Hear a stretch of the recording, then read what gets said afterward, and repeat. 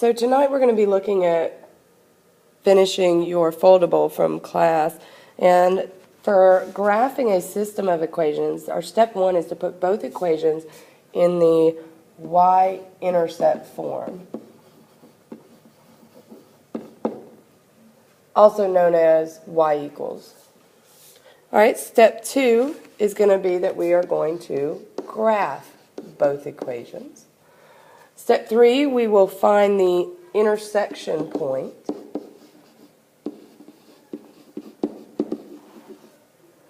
And finally, step four, we'll write the solution as a point, which looks like an x value and a y value. All right, so we're going to go ahead and get started. And my first equation is clearly not in the y equals form, so I'm going to subtract 4x from both sides. That will give me a negative 6y equals a negative 4x plus 12. I'm now going to divide by a negative 6. And I have y equals 2 over 3x minus 2. And I'm actually going to go ahead and graph this one. So it has a y-intercept at negative 2, and the slope is 2 over 3. So I'm rising 2 and running 3, which puts me right here.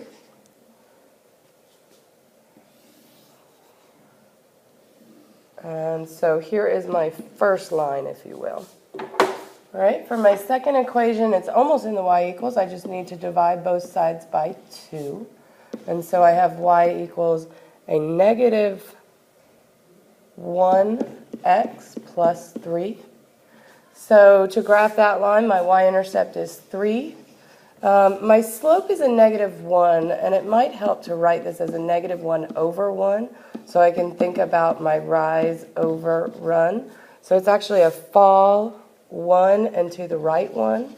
So down 1, right 1, down 1, right 1. And so here is the graph of my second equation. And so I have step 2, graph both equations. I now need to find the intersection point. It's very obvious. It's right here. And then my final answer is where they intersect. So the answer would be the point 3, 0.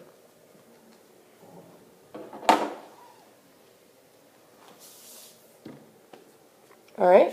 For substitution, the first step is to isolate a variable. Isolate meaning just to solve for a variable, so you may have put the word solve there. That would be acceptable as well. Step 2 is that we are going to substitute the expression for the second variable in the other equation and solve. Step 3 is that you will solve for the second variable. And step 4 is you'll write the solution as a point, again, an x value, and then a y value. All right, so step 1 was to isolate a variable. But I noticed that my second equation already has y equals. And so the y is already isolated. So I'm going to plug this value into the first equation for y. So I'm going to start by taking my first equation. I know it has 2x minus 3, and here's where I'm going to start plugging in. I know that my y is equal to negative 4x plus 24. And then I'm again back up to my equation. This is supposed to equal negative 2.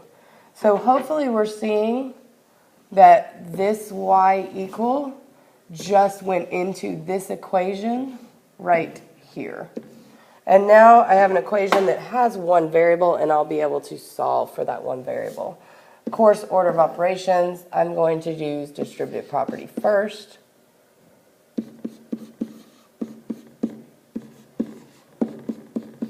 I'm now going to combine like terms.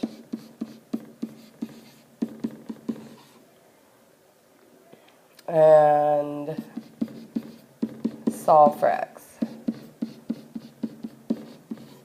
So if this is going too fast. Of course, you can pause the video. I got that x equals 5, and I know that I'm solving a system, so I'm not finished. I actually have to go back and I have to find y. So I know that I had this equation, y equals a negative 4x plus 24, and I'm going to plug into that equation since the y is already isolated. So this will be y equals negative 4, open a parenthesis, my x was 5 plus 24. And so I'm getting a y value of negative 20 plus 24, which is 4. And so my final answer, which has to be written as a point, is the point 5, 4.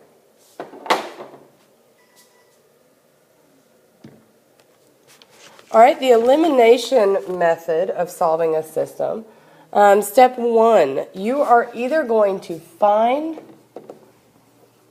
or create an additive inverse by multiplying one or both equations. So one of the things that you might not know is what is an additive inverse.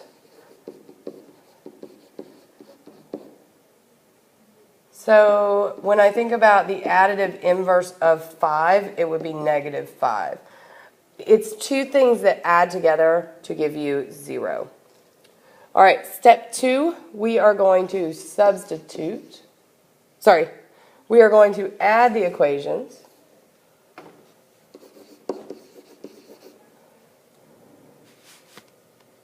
And solve for a variable. Step 3, we will substitute this variable into an equation and solve for the other variable. Of course, at the end, we'll write our answer as a point, an x value, and a y value. All right, so in looking at my equation, I clearly do not have additive inverses. When I'm saying additive inverses, I'm looking at the 6 and the 5, the 4 and the negative 2.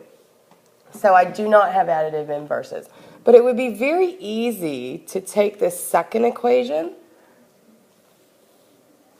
and make it so that these two will be additive inverses.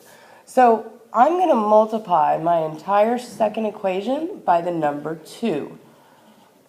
So my first equation was 6y plus 4x equals 12. I'm not changing it.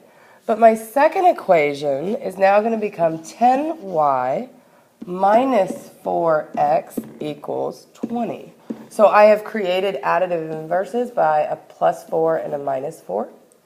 And so I'm at my step 2, which says I need to add the equations.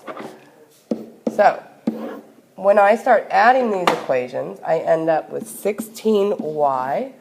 The x's cancel, and 16y equals 32. So now I can very easily solve for y,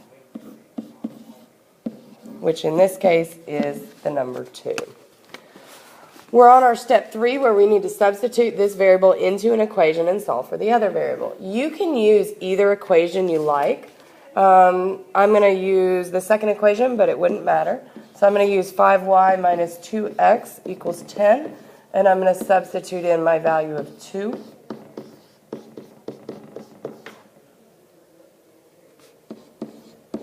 So 10 minus 2x equals 10.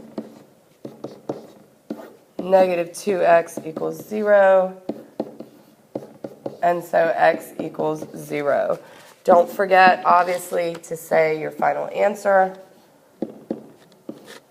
which is 0, 2. All right, so those are the 3 methods of solving systems. And I want to come back to the other side and talk about the 3 possible answers you could have.